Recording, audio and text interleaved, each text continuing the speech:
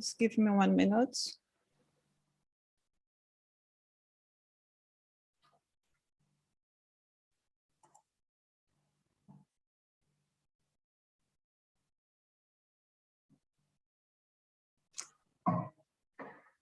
Welcome everyone to the YouTube channel of the European School of Theosophy. My name is Erika Georgiadis. I am part of the team of the European School of Theosophy. And today we are continuing our 2021 interview series. I would like to thank Ian Nicholas Kind for his support and the Blavatsky Trust. Also the team of the European School of Theosophy. As you know, the shortest way to get to know someone is a story. So today we have a very, very special guest, Patrizia Calvi from Italy. She's here to share a bit of her journey into the Theosophical Society and how she came to know Theosophy. Patrizia, she is the secretary of the Theosophical Society in Italy. She's also a member of the executive committee of the Theosophical Society in Italy and a member of the executive committee of the European Federation of Theosophical Societies. She's also an additional member of the International General Council of the Theosophical Society, ADR. So she has a lot of experience in counseling.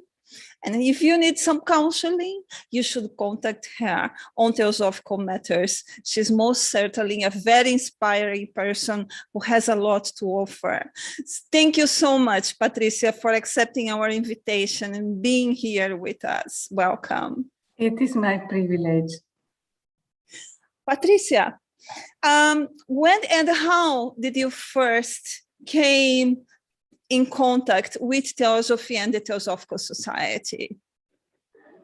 Well, it was almost 40 years ago. I was 20 and in a vegetarian restaurant of my town, where I usually had lunch, I was invited to join a theosophical meeting. I didn't know what it was. So in order to boost my curiosity, so to be sure I was present at the meeting, the man who later became my husband told me something about karma and reincarnation. And even if I had never heard those words before, I immediately recognized them.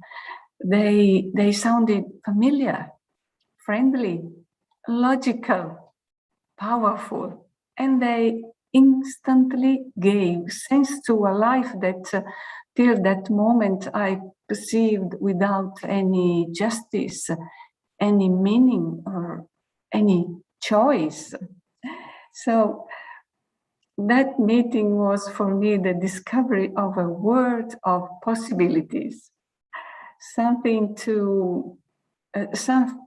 so amazing, but at the same time, as I have already said, familiar, that I could not even wait for the following encounter. And it goes without saying that in few days I was part of the wonderful world of Theosophy, and here am I. Thank you, Patrizia. It's amazing the way that we come in contact with Theosophy. It may happen or with something that touches our soul. It happens in the most unexpected ways. Yes. Could you share with us the name of someone who has inspired you in your, let's say, theosophical journey?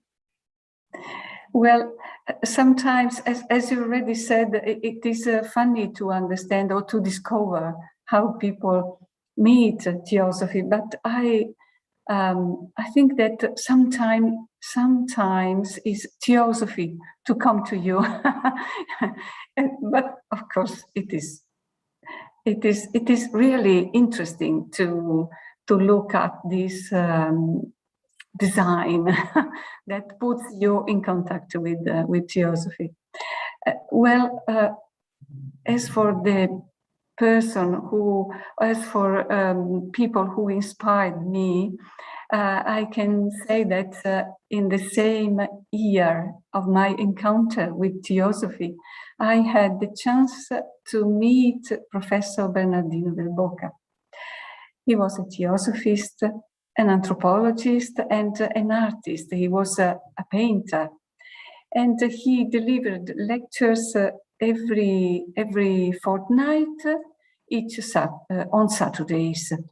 And even if it was almost 300 kilometers from home, there was always a group of theosophists from my town wishing to go and listen to him. So I joined them, and I never stopped till Bernardino's death in 2001. Bernardino was a true theosophist, and his lectures were so inspiring that he was able to attract hundreds of people, not only theosophists, of course. But when I met him, the thing that struck me most was that the most affectionate among his listeners were his former students from the secondary schools where he taught. They were grateful to him for the meaning he was able to convey to their life. And this resulted in lives devoted to service, to the care for the environment, devoted to emphasis on true and authentic relationships, and so on. And this speaks highly about his talent to inspire. Bernardino was also a seer, and he wrote quite an amount of books. He founded and directed for decades a magazine, Theosophical magazine, and he left an immense library and a lot of paintings and articrafts. He was a very creative person. But I can say that the most important legacy he left us is his being a living example of Theosophy. And we owe him our way of putting Theosophy into practice. I will never forget him. And another thing that I will never forget from that beginnings, extraordinary beginnings, from that days of discovery, is related to Jiddu Krishnamurti and to Sanen in Switzerland. Because in the same year when I was affiliated to the Theosophical Society, I went to Switzerland, again with the same group of people from my town, to listen to him. And apart from his teachings, that probably I, so to say, understood later because I was too young, too unexperienced, or I understood better later, maybe. But, well, I was intrigued by something that happened regularly before Krishnamurti entered the white tent where the lectures took place. The tent was full of people, thousands of people chatting. It was full of noise. But a bit before we could see Krishnamurti enter and walk to the podium, something arrived. I don't want to say to put a word on it. Something arrived and pervaded the whole atmosphere. And it was very strange, but all in a unison were silent without any command. Nobody said, please, silence or something like that, nothing. And I understood only later what it could have been, this something.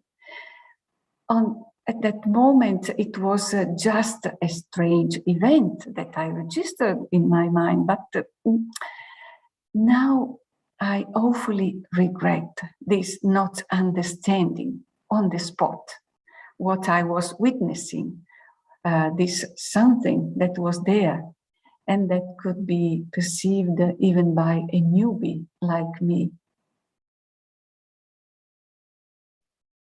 You know, you became very touched when you talk about both Bernardino and Krishnamurti. Yeah.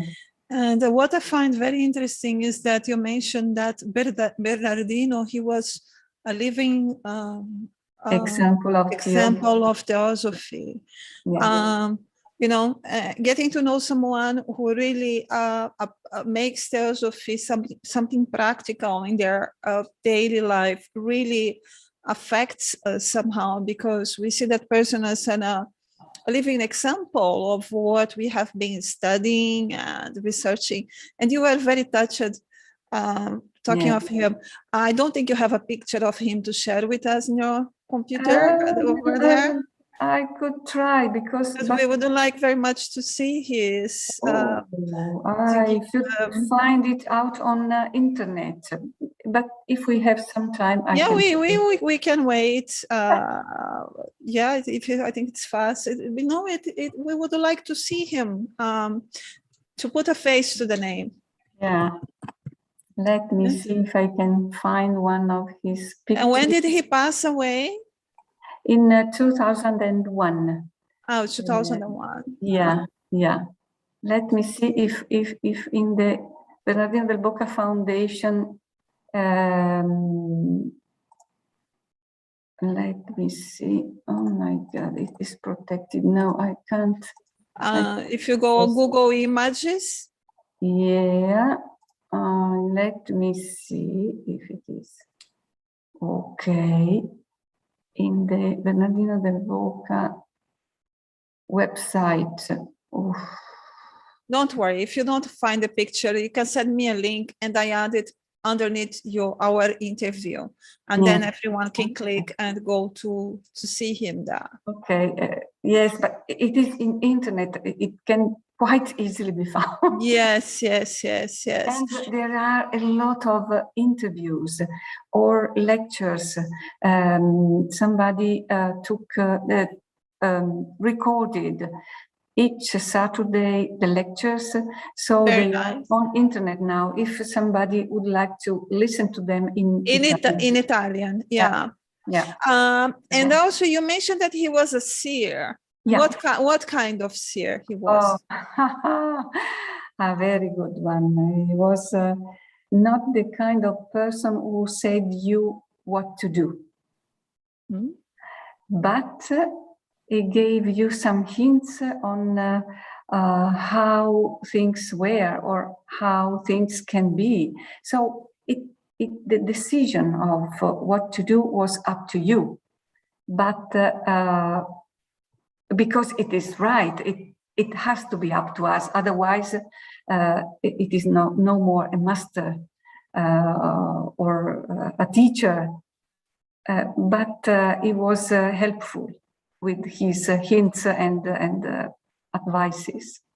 So and in his books, he foresee a lot of the things that happened in the future decades, in the following decades. So we can really say that he really saw things coming.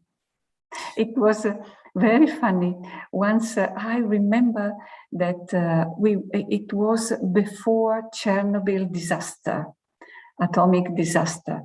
And one of the previous probably meeting, the previous Saturday, he said, well, I see something coming as a cloud.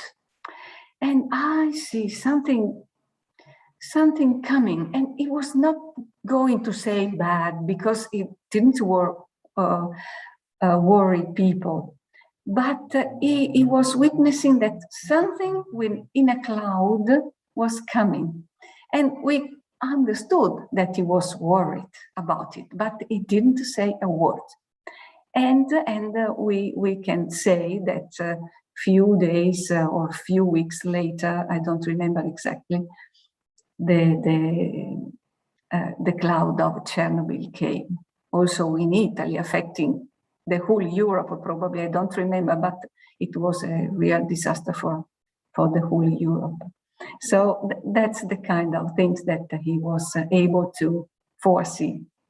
Thank you for giving an example. This is very important so we can understand what you meant.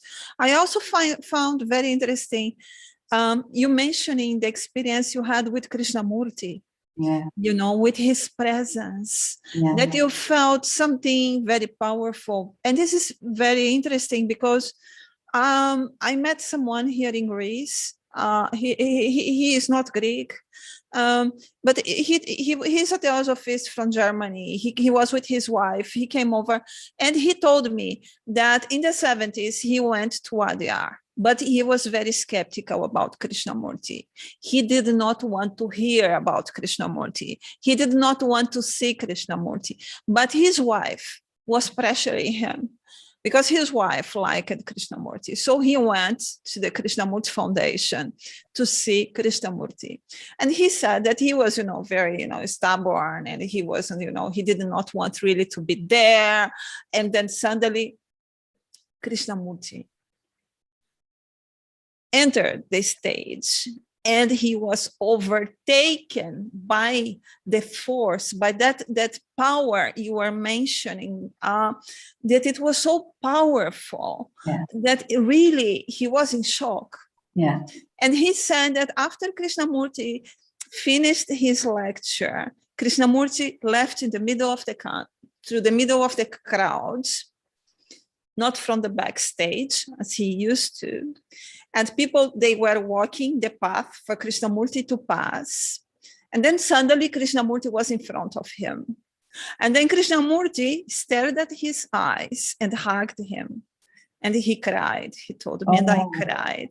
But what I felt, Erica, you cannot imagine. So it resonates so much with that experience he mentioned to me.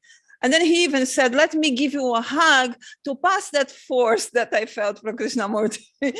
No, so what I want to say, Patrizia, is that first-hand experience is very important when we are talking about spiritual teachers, isn't it? Yeah. I was lucky enough to meet him because, he died 2 years after this meeting I had. So I feel it was a real privilege for me. So tell me, Patrizia, what impact Theosophy had in your life? Oh, well, Theosophy for me, I was lucky enough to be young. Theosophy was that kind of amazing earthquake that rarely happens in a life, but even if it puts you upside down, it is such a blessing that because it changes everything without changing anything. And I feel that to have a clear picture of how things are, to know where we are going or why, is for me the best formula for a life in harmony with the universal laws. And so a fruitful life in any sense. I could not even imagine a different scenario for my existence.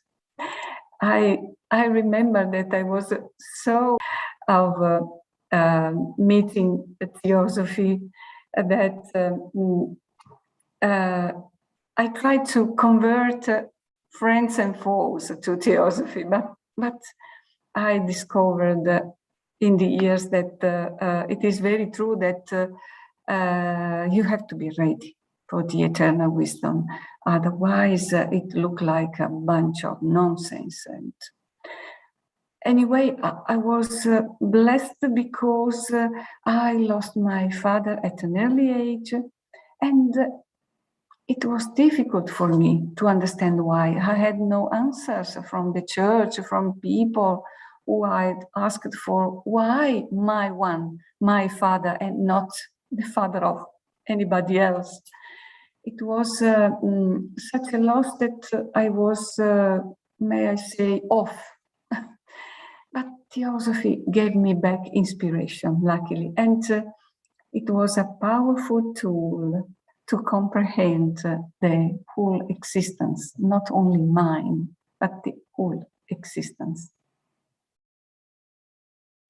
How old were you when you lost your father? I was 12 or 13. Oh, I'm so sorry. You were very young. It happens. It was all of a sudden, so quite an earthquake.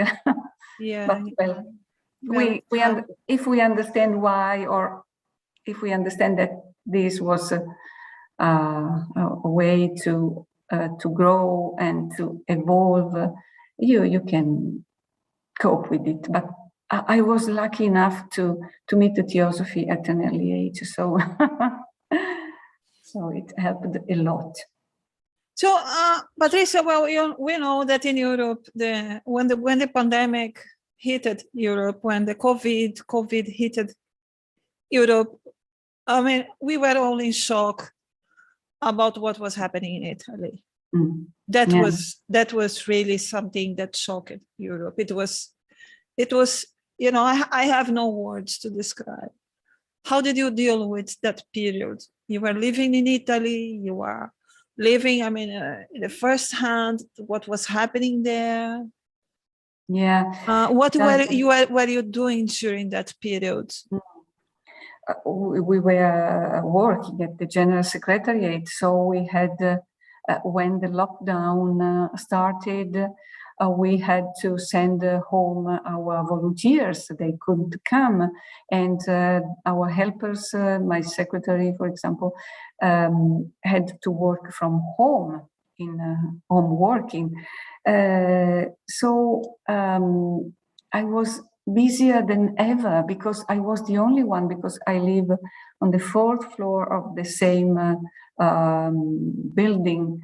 So I was able to be present. I could come down and enter the premises of the headquarters. I was the only one to be able to be here in presence every day. So I felt the responsibility. I felt that it was important to be at disposal. I felt that I had to make people feel that despite any lockdown, they could have a reference point in our just only the telephone, or an email. But I felt that they would perceive that a kind of normalcy was there, to witness the continuity of life, because it was a very heavy atmosphere. We didn't know what to do. And it worked. It was reassuring. We have been told later, of course, because in the first weeks, we tried, we put ourselves into the stream, but with our general secretary, we tried to send out the magazine almost each month when possible, when it was possible to go to the postal office. We tried to keep the pace, to give a rhythm to the work, answering the emails, offering food for thought, making plans for the following months because we needed a wider horizon in those days. So no time for rest, and it was very tiring, of course, and I felt all this responsibility, but it was worth living. It was a unique experience, and I will do not hesitate to do the same. I do hope nothing will be the same as in those months, but I will reply if needed, because our members said that it was important for them to know that somebody was there, that the door was open, and that something normal was happening, as somebody answering the phone or sending an email back to people. I remember that in those lockdown days, the only one thing I was able to do was a short walk around the block. I did 2 or 3 rounds, and I remember that it felt like I felt like a hamster on his wheel, but it helped to have a break sometimes. It was a good help too. But I think it was the same in all the other general secretariats, headquarters. I believe people tried everywhere to be there, to be present, to make people feel that something normal was going on. I think it also in England, in Greece, maybe everywhere. Yes, well, with the European School of Theosophy, since March of last year, we are running meetings online every Sunday, sometimes twice per week, just for the reason you said, you know, for people to see that we are there, and then they can engage socially and be together in this very challenging and difficult moment for humanity.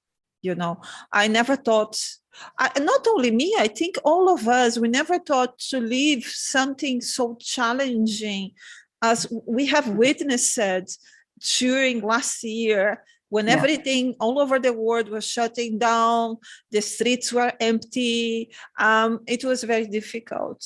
But moving on from difficulties, after, of course, a period of time, lockdown became part of our lives. So we had to adapt to that. What were your hobbies? What were you doing, you know, during this very long lockdown period? I didn't have time for hobbies, just for a few pages of lectures in the evenings, but quite soon we started to have meetings also in the evenings with people, with our executive committee, with the council. So a lot of evenings too were busy.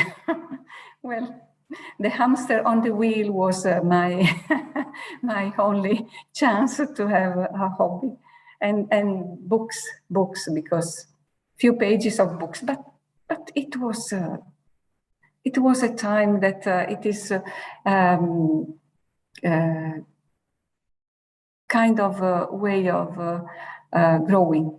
So okay, it was. Yes, we have grown all together a lot with, and now could you, Patrizia, you mentioned already that wonderful, very wonderful experience you had with Krishnamurti. Could you share with us what, since you became a member of the Theosophical Society, what is that which inspired or touched you most? Well, and this amazing and wonderful world of Theosophies gave me inspiration with the dedication. The word I would probably suggest is dedication. It comes from the Latin, deditio, deditionis, We can say to devote, to consecrate, to surrender. I can say that from Radha Bernier to Tim Boyd, our current president, both deeply devoted to the cause. From the scholars that all over the world try to convey us the deep meaning of Theosophy, to those who try to spread it, from all the donors that make it possible to do Theosophical events, for example, or to magic places like Adyar in India, or Naarden in the Netherlands, places where, thanks to the tireless work of a number of persons, you can really find a door to heaven. Or from TOS workers all around the world to, for example, lodges presidents, the librarians, or those who keep clean and in order the place of the meetings, or those who prepare the biscuits to be served after lectures. Every person who gives something with dedication touches me, because they spend time and energy in their efforts, and they do not only it with generosity, but they give their care, enthusiasm, and they are a good example, an example that can motivate others. So dedication is my word, is my is the way I consider the work growing everywhere in the Theosophical movement. I see how people do it, and it is always incredible what they do with dedication. And Patrizia, how do you deal with challenges? That's a good question.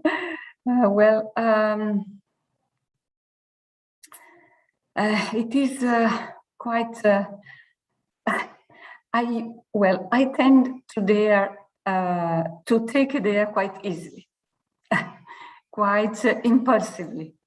I tend to be fired up like a dry match, as in HPB words quoted by Stephen MacDonald in his motivating article published in the June issue of the Theosophists magazine.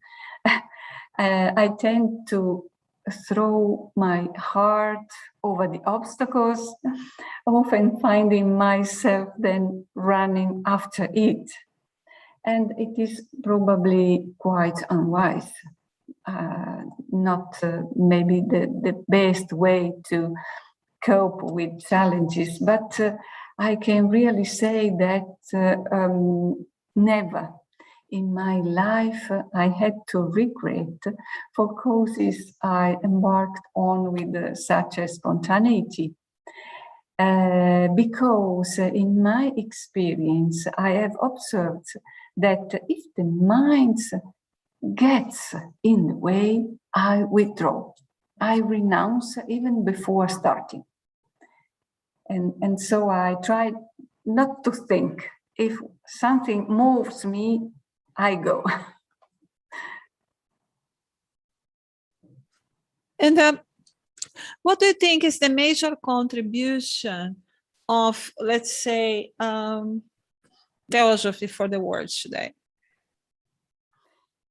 Well, I probably say something that Theosophists do agree in 100%. Brotherhood and the unity of life are, in my opinion, the most significant contribution of the Theosophical movement to the world today. And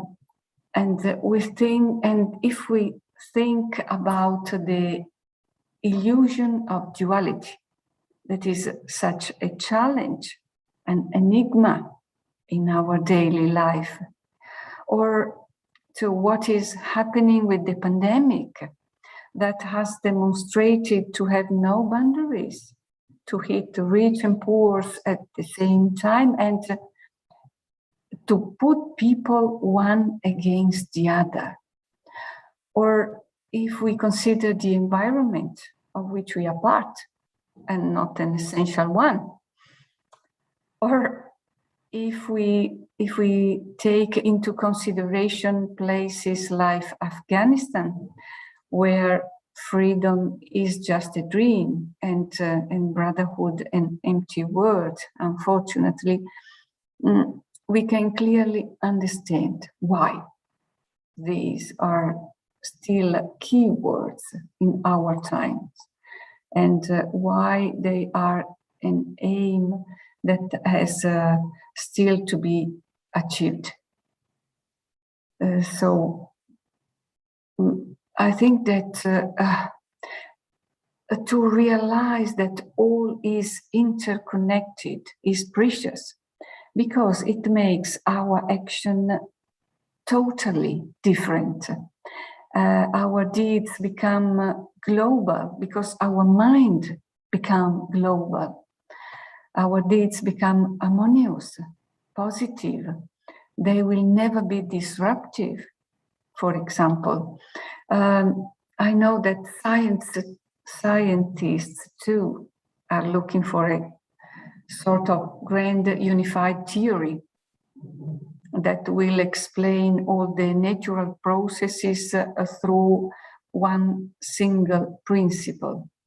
And Blavatsky too, of course, spoke widely about the radical unity of the ultimate essence of the as a one fundamental law in the occult science. And I think that this is a legacy we have to work with. It is important to start to work on these words from the best points we have at our disposal, ourselves. And we know that if we change ourselves, things automatically will change for everybody, inside and outside. Yes, brotherhood and sisterhood, indeed, they are, it's such an important, it's the most important aim of the Theosophical Society, and the Mahashohan, he mentions that also, isn't it? And what's happening in Afghanistan is just tragic. There is nothing we can say really about that. Now, as you know, Patrizia, you are many years a Theosophist, and you know that a lot of people, they join the Theosophical Society or the Theosophical movement expecting to find what they are searching for into others, so they expect to find a model of perfection or someone who will suddenly, magically help them to awake spiritually. And of course, they get disappointed. They get disappointed because nobody's perfect. Even the Mahatma letters, you read many commentaries of KH and M, and you see that they had quite a temper, especially M.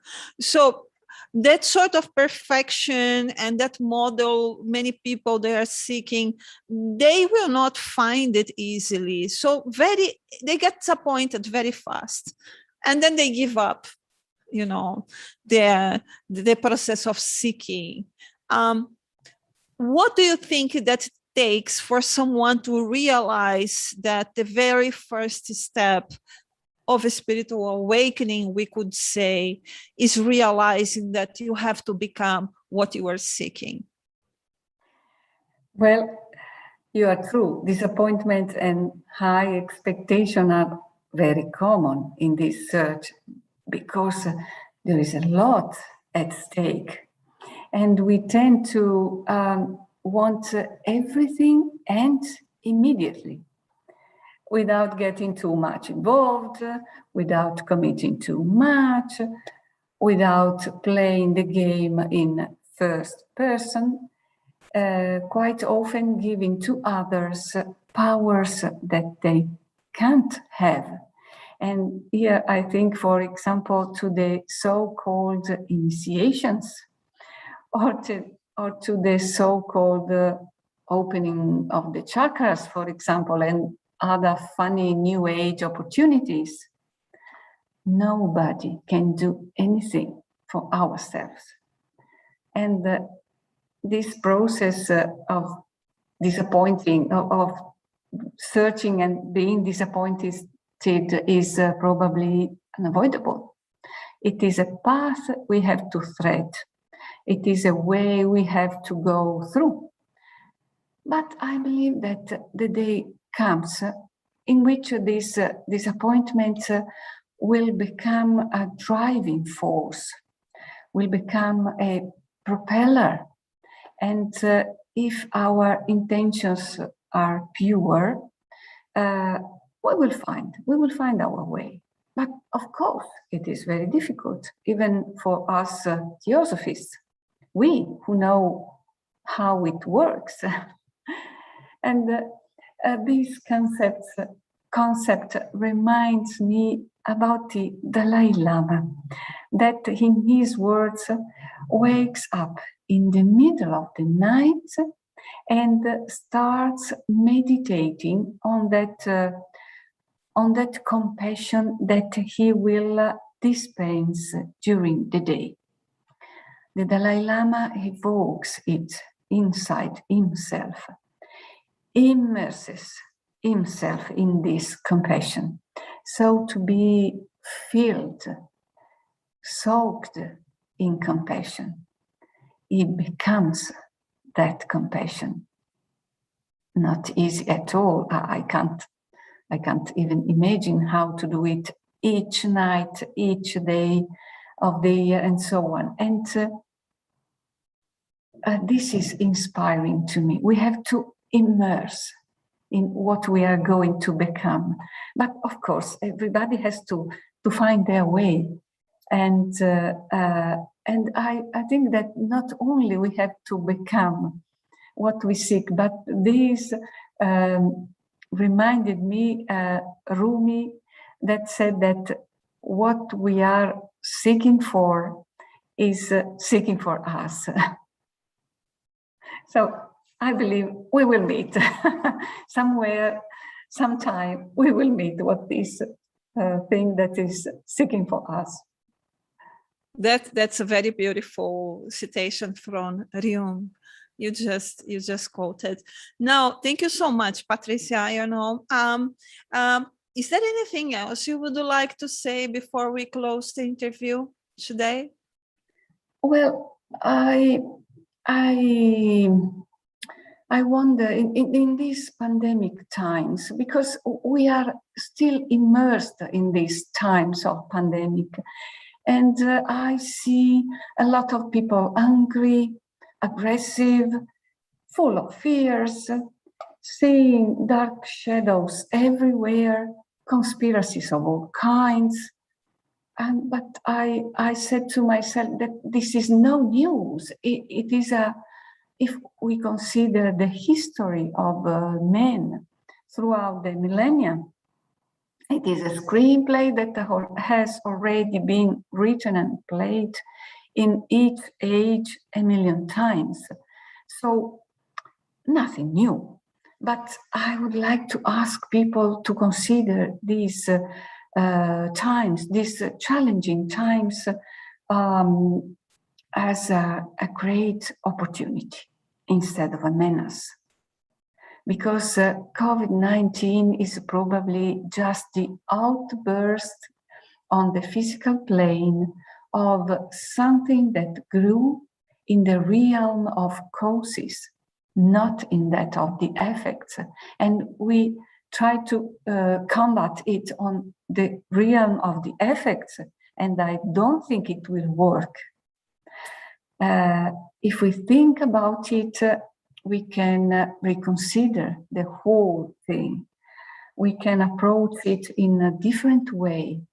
And we, Theosophists, can do a lot in this sense, from a theosophical point of view, because I think that this pandemic is like a mirror. This COVID-19 pandemic is our mirror. It reflects our deepest feelings. So we probably would better, for example, ask ourselves why we feel so aggressive, or from where all these fears come from. Because I do strongly believe that we are born to shine, that light is in us. And I think that we should look for this light rather than giving room to all this negativity that only adds confusion to the confusion and feeds dismay and the general fear that we can perceive around us. And in this sense, I would like to close with a 4 minutes video that you all probably know, that I consider a good example of how to overcome the difficulties of life in a creative and positive way. It is a video that has been done by the 185 students of the Colibri Corps of Saint-Michel de Cambo School, that is in the southwest of France, in the Basque region, during the COVID-19 pandemic.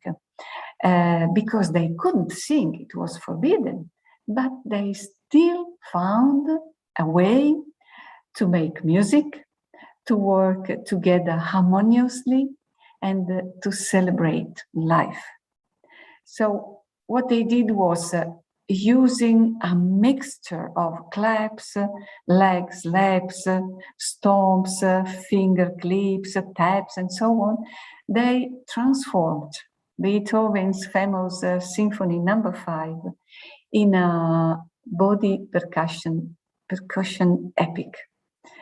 You have to think that this group rehearsed in smaller groups of 50 boys and girls every day for 5 months during the 2020 school year. And now I would like to share it with you. Yeah, just before you sharing, I would like, after the video ends, we will close the live transmission.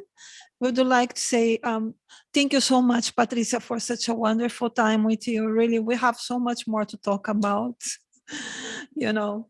But I'm gonna catch you next time I meet you in Adyar in Varanasi and sit with you and just talk much more with you. You have so much to offer and to give. Really, it has been an honor to have you here with us. Thank you everyone for watching. Now Patrizia will play for us a wonderful video. And just before she begins playing, I would like to say that next month we will be back interviewing Ian Nicholas Keynes. The date will be soon announced. Over to you, Patrizia. Thank you so much. With this video, I wish to you all to celebrate life every single day of your existence. And now let me, sorry, it is, well, okay.